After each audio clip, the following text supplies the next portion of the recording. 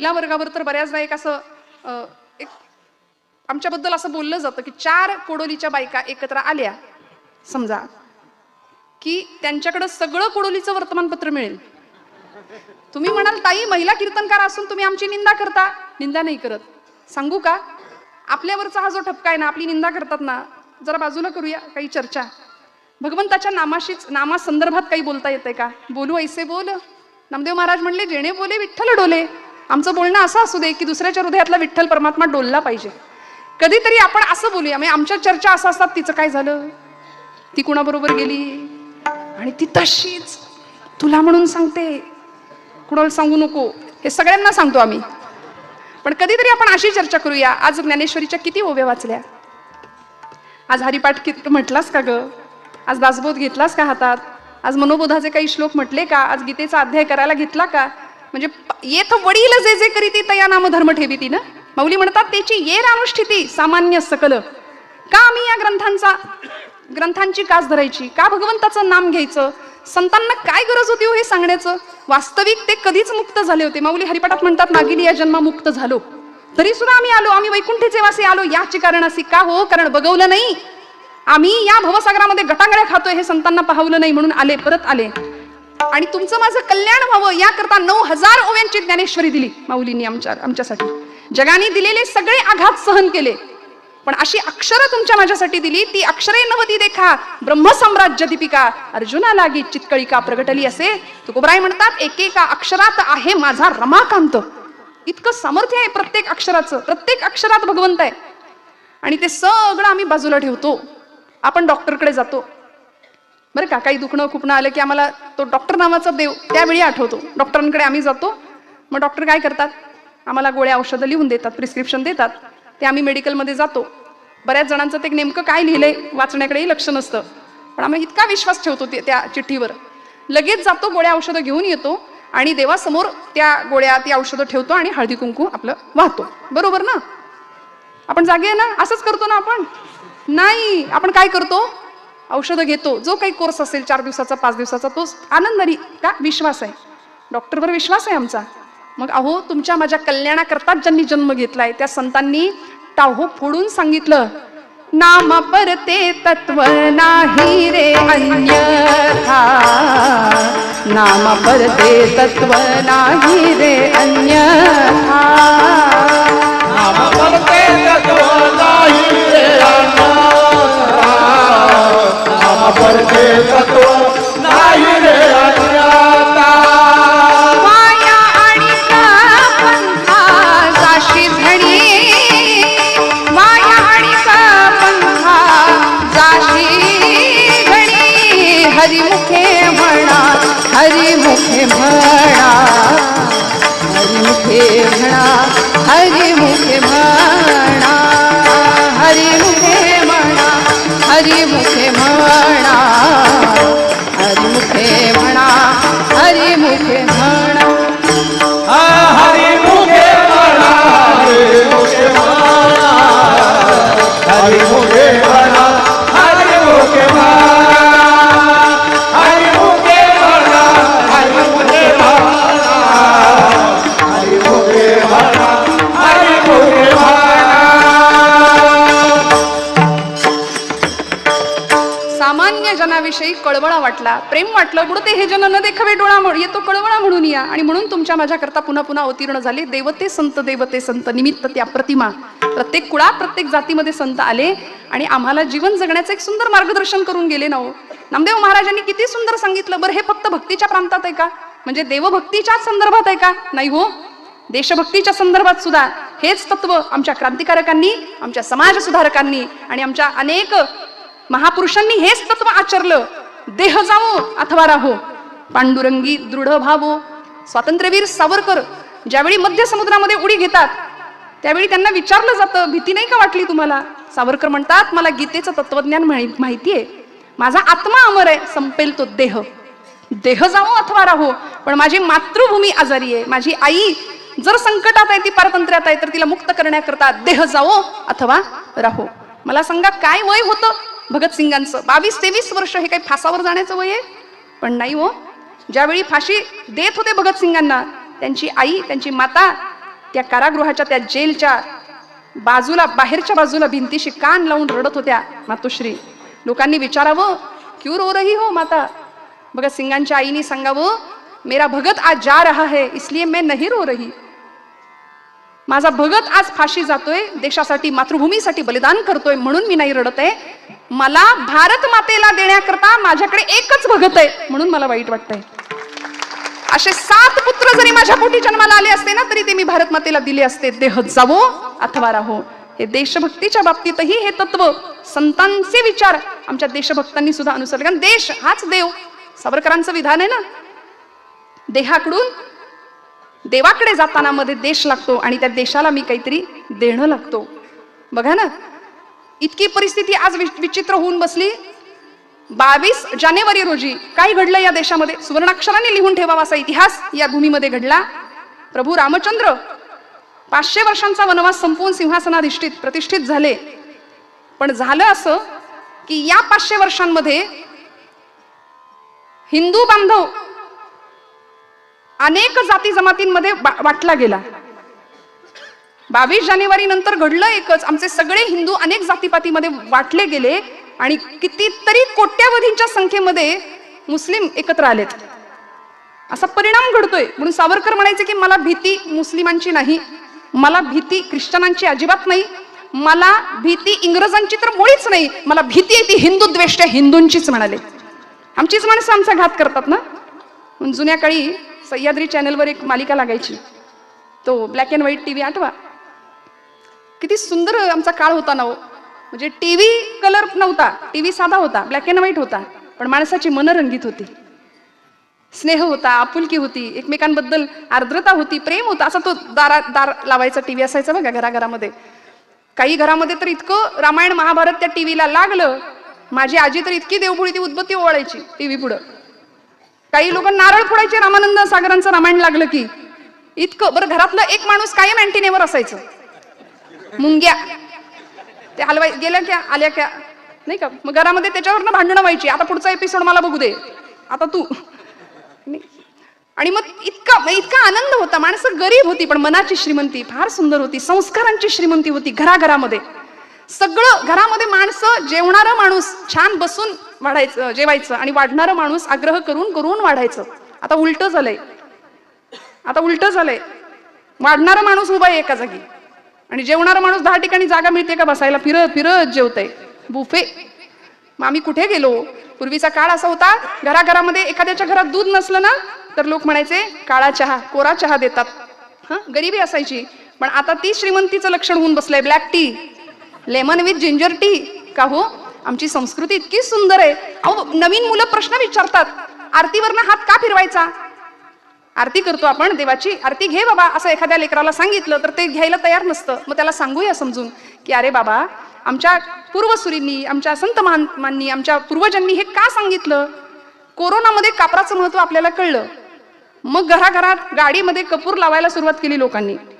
पण आमच्या संतांनी, आमच्या पूर्वजांनी आम्हाला किती श्रीमंती आमच्या संस्कृतीची सांगून दिली की आरतीवरनं हात फिरवायचा. कापूर आरती आहे ती, तिच्यावरून हात फिरवला की आपोआप हाताचं सॅनिटायझेशन होणार आहे, निर्जंतुकीकरण होणार आहे, आणि मग निर्जंतुक झालेल्या हातावरती पुढे प्रसाद घ्यायचा असतो. ही भारतीयांची श्रीमंती. पण आम्ही हे सगळं बाजूला टाकलंय बरं का. संतांनी टाहो फोडून फोडून सांगितलं. छत्रपती शिवप्रभूंनी आईकडून हे सगळे संस्कार घेतले, रामायण महाभारत शिकले, किचकाची छाती फोडणारा भीम छत्रपती शिव शिकले, आणि म्हणून तर पुढे पराभव करता आला अफजल खानाचा, अनेक राक्षसांचा पराभव करता आला. भगवंताचं अधिष्ठान समोर ठेवलं, कारण देह जावो अथवा राहो, पांडुरंगी दृढ भावो, चरण न सोडी सर्वथा आन तुझी पंढरीनाथा. आणि भगवंता तुझं नाम इतकं गोड आहे, इतकं गोड आहे की ते आमच्या मुखामध्ये कायम असलं पाहिजे. हा नामदेव महाराजांचा अट्टहास. आणि पुन्हा नामदेव महाराज म्हणतात की देवा, हा जो मी नियम केलाय ना, बघा संत कसे असतात, हा जो कायिक, वाचिक आणि मानसिक मी नियम केलाय. वाचिक नियम काय? वदनी तुझे मंगल नाम, हृदयी अखंडित प्रेम, प्रेम मागून घेतलं.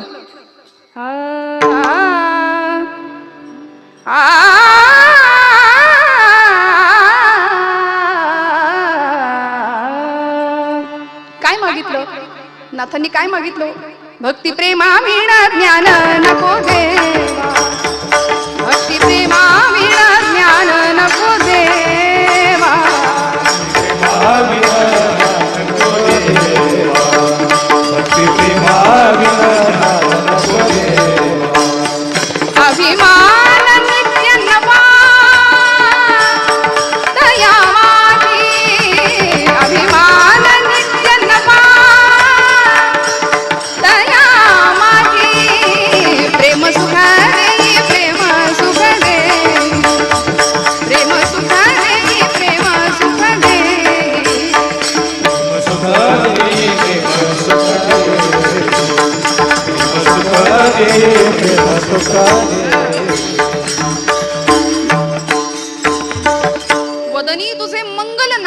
हृदयी अखंडित प्रेम.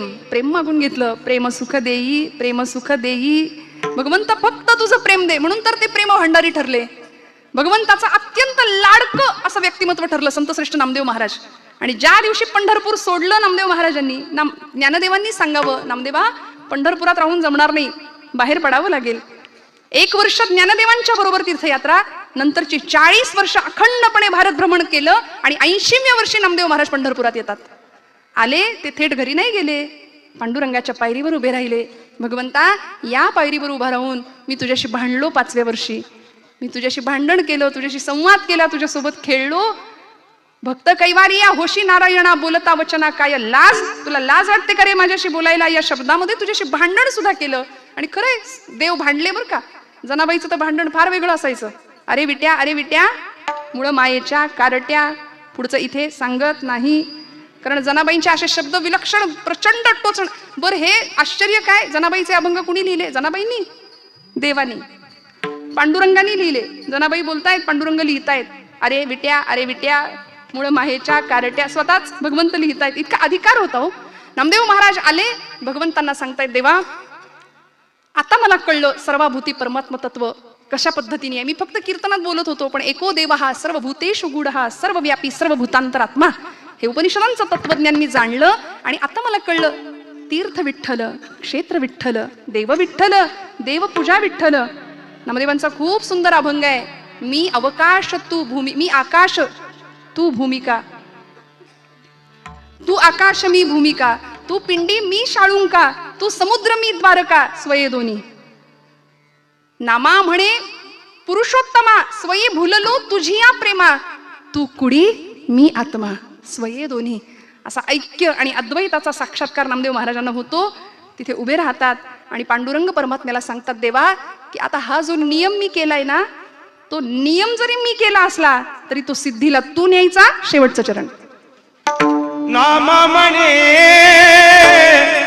केशव राजा, नाम म्हणे केशव राजा, नाम म्हणे केशव राजा, नाम म्हणे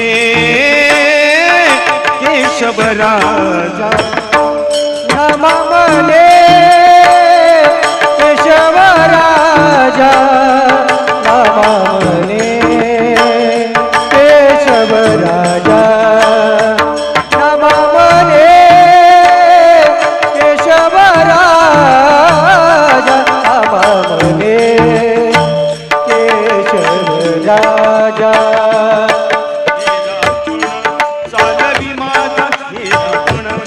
चालवी माझा केला पण, चालवी माझा चरण सोडी सर्वथा, चरण सोडी सर्वथा, चरण सोडी सर्वथा, चरण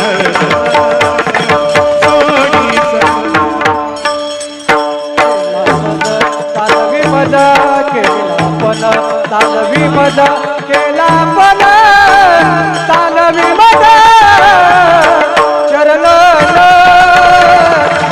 सर्वता,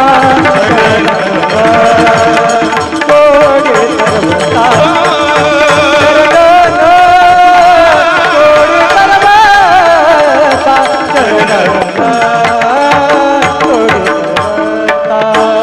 कोडी सर्वता.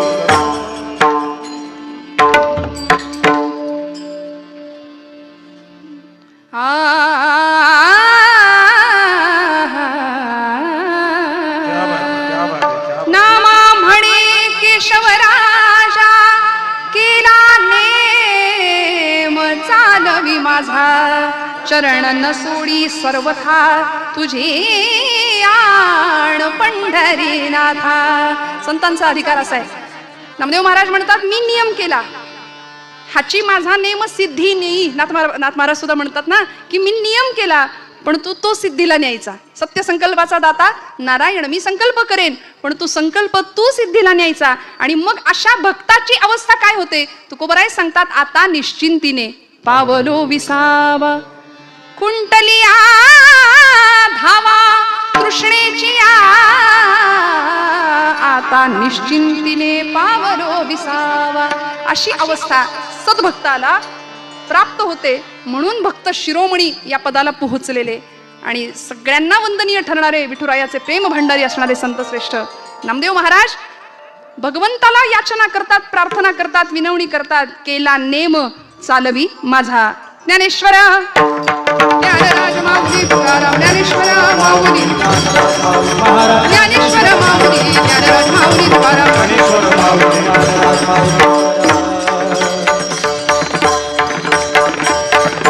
पारायण सप्ताहातलं कीर्तन हे बरोबर 11ला संपावं अशी अपेक्षा राहते, म्हणजे संयोजकांच्या बरोबर श्रोत्यांची सुद्धा. त्यामुळं तो प्रयत्न माझ्या परीने मी केलाय. आपला जास्त वेळ इथून पुढे सुद्धा घेणार नाही, अजिबात काळजी करू नका. हे पारायण माऊलींच्या ज्ञानेश्वरीचं चालू आहे. माऊलींचा हा सप्तशतकोत्तर सुवर्ण महोत्सवी हे वर्ष आहे. माझा मराठाची बोलू कौतुके परी अमृताते ही पैजा जिंकी असं म्हणणाऱ्या ज्ञानोबांनी मराठी भाषेचा गौरव केला. आणि त्यांच्याच या सप्तशतकोत्तर सुवर्ण महोत्सवी वर्षामध्ये मराठी भाषेला अभिजात दर्जा प्राप्त झाला. हे केवढं मोठं आपल्या मराठी भाषे, म्हणजे आपल्या आईचा केलेला गौरव आहे हा, आपल्या आईचा केलेला सन्मान आहे. जसं ज्ञानोबांचं हे सप्तशतकोत्तर सुवर्ण महोत्सवी वर्ष आहे, तसं तुकोबरायांचं हे त्रिशतकोत्तर अमृत महोत्सवी वर्ष आहे. 375 वर्ष तुकोबरायांच्या जन्माला या वर्षी होत आहेत. त्यामुळे गाथा काय, ज्ञानेश्वरी काय, गाथा हातात घेऊया तर आमचा माथा सुधरेल. माऊलींची ज्ञानेश्वरी हातात घेऊया, सगळ्या प्रश्नांची उत्तरं मिळतील. आम्ही म्हणतो आम्हाला ज्ञानेश्वरी कळतच नाही. खरं सांगू का आमची अडचण काय आहे? आईची भाषा लेकराला कळत नाही असं कधीच होत नाही, कळते. पण आमचं अडचण किंवा समस्या अशी आहे की आम्ही लेकरू व्हायला तयार नाही. मी करता ऐसे म्हणसी समर्थ म्हणतात तरी तू दुःखी होशी, श्रीराम करता म्हणता पावसी यश कीर्ती प्रताप. करते पण भगवंताकडे देऊया. माऊलींना सुद्धा धाकटं पण खूप आवडायचं. माऊली म्हणतात, थोरपणा परा सांडीजे व्युत्पत्ती अवघी विसरीजे, जे जगात धाकुटे होईजे तै जवळी माझी. कशाला मोठेपणा? आज आम्ही अहंकार नावाची जी गोष्ट घेऊन बसलो ना, आणि भगवंताला ॲलर्जी आहे ती दंभाची. देवाला अहंकार अजिबात आवडत नाही. परवा पुण्यामध्ये ट्रॅफिक सिग्नलला एक गाडी दिसली मला, मोठी गाडी होती बरं का. माणसं कशाचा अहंकार करतील माहिती नाही. आणि हे मीच नाही, आपण सगळे पाहता. फक्त जरा आज कीर्तनात बोलते, त्या गाडीच्या मागे असं लिहिलं होतं, मोठी सफारी गाडी होती. म्हणले भाऊंशी वाकडं, स्मशानात लाकडं. कशाचा अहंकार आम्ही करतो? धनानी भूमो पशवश्च गोष्टे भारी या गृहद्वारी जनस्मशानी. सगळंच इथं राहणार आहे. देहश्चितायाम परलोक मार्गे कर्मानुगो गच्छति जीव एकहा. सोबत फक्त कर्म येणार आहे ना, मग ते कर्म या देहानी असं घडावं. बघा ना, कर्माच्या बाबतीमध्ये माणूस स्वतंत्र आहे, पण फळाच्या बाबतीत परतंत्र आहे. फळ भगवंत आम्हाला देणार आहे. त्यामुळे कर्म असं करूया की भगवंताला उत्तम फळ आम्हाला द्यावंच लागेल. आमचा देह देवकार्यासाठी देशकार्यासाठी झिजावा. देह जावो अथवा राहो पांडुरंगी दृढ भावो. ही अवस्था तुमची माझी सुद्धा साधकावस्थेमध्ये भक्तीच्या वाटेवरती व्हावी. आणि मग हे करत असताना जीवनातल्या अनेक समस्यांची उत्तर आम्हाला मिळतील. कशाला कुणाचा हेवा करायचा, द्वेष करायचा, मत्सर करायचा? मी हात जोडून सांगते श्रोते हो, माझ्यावर विश्वास ठेवा. अंतःकरणाची शुद्धता आणि नीतियुक्त जर आपलं आचरण असेल ना, तर माझ्यावर विश्वास ठेवा, परमेश्वर काटा सुद्धा टोचून न देण्याची जबाबदारी घेतो.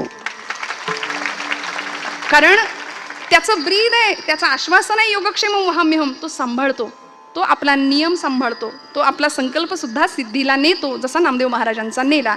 झालेली सेवा भगवंत चरणावर समर्पित करते.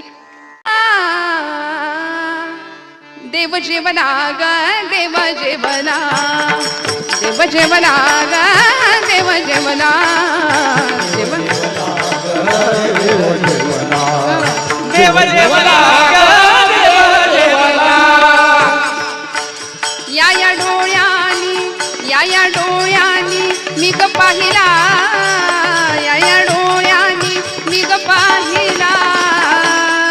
देव जेवला ग देव जेवला, देव जेवला ग देव जेवला, देव जेवला ग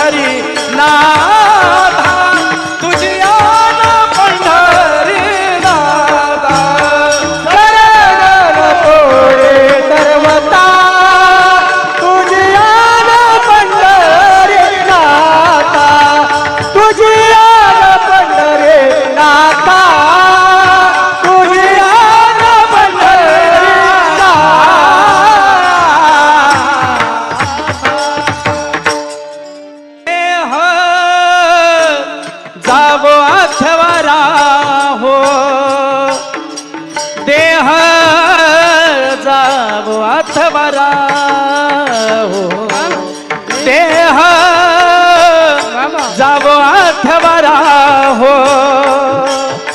देह जावो अथवारा हो देह जावो अथवारा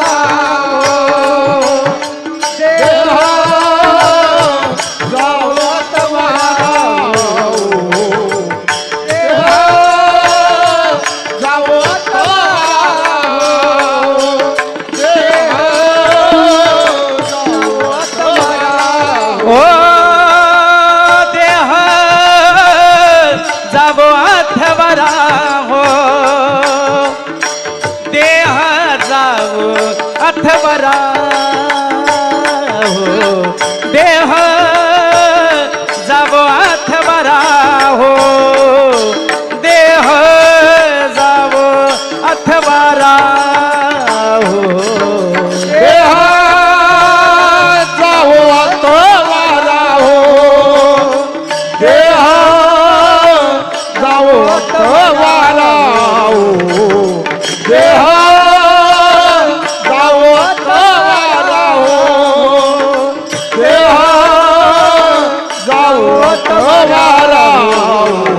पांडुरंगी दृढ भाव पांडुरंगी दृढ भाव चरण सोडी सर्वथा चरण सोडी सर्वथा चरण सोडी सर्वथा चरण सोडी सर्वथा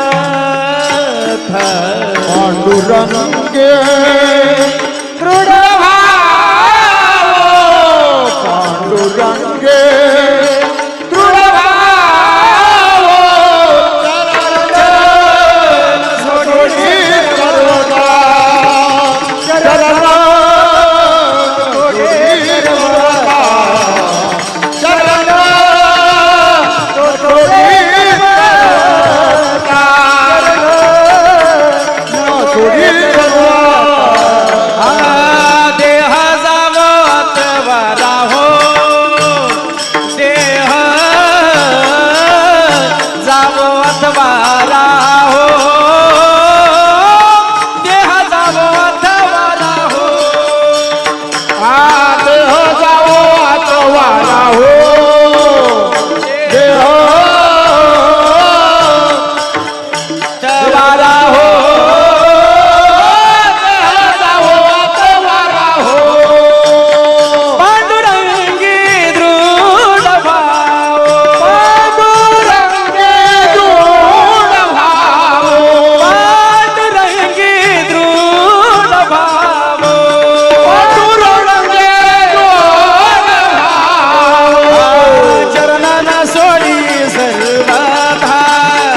चरण न सोडी सर्व